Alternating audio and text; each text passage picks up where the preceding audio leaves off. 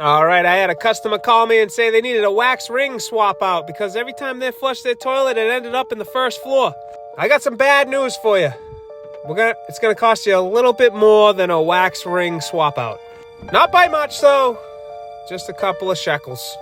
We got a new 4-inch stack from the basement up. We picked up the toilet. We wet vented the tub and toilet off the 2-inch lav going upstairs, and we're moving on to the next job.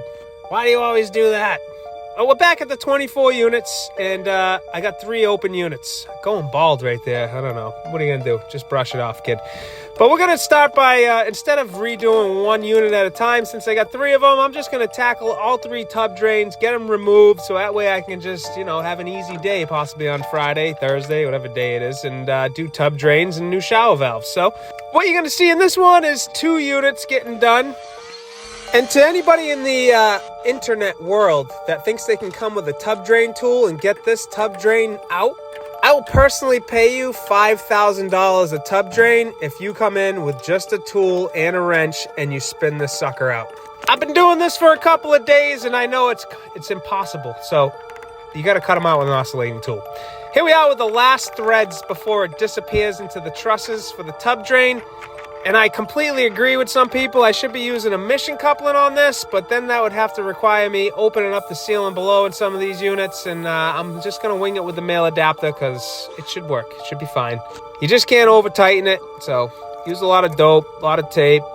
Maybe put some silicone in there. Who knows? It's all brass, so in order to get the brass fitting off of the threads and keep and save the threads, you just got to make a relief cut in the top and pull that piece of brass out. That way it spins right off. Otherwise, you're just going to end up snapping whatever's on the other side of the truss, and then it becomes a huge nightmare.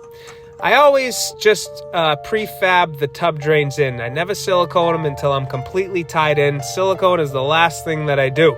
So we got 1 tub drain done, and at the end of this, we're actually going to look for a poll on how many posters and calendars people are going to buy. We just, we're curious. I'm thinking 2,000.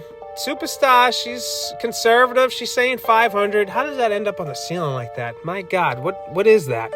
Tub drain number 2, and now you're going to see that I was packed a small snack lunch type of thing by Superstar. You guys can't see that. I don't want you watching me eat a banana. You're not supposed to eat bananas in public unless you break them off like that. But Superstar packed me a couple of snacks. She's on it now. A couple texts during the day, even though she did text me before and ask me if I ate, and I always turned it away because I told her I was on the move.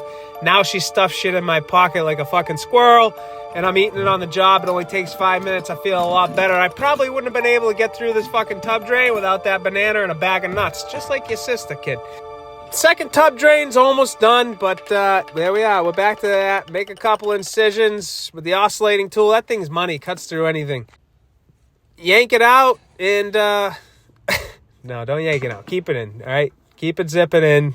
It's the last thing people want to see. But we got a leaky shower valve, and I'm not doing the shower valves today because I got to shut down all 24 units. So I'm going to do that at the same time. We're just going to cap it for the night.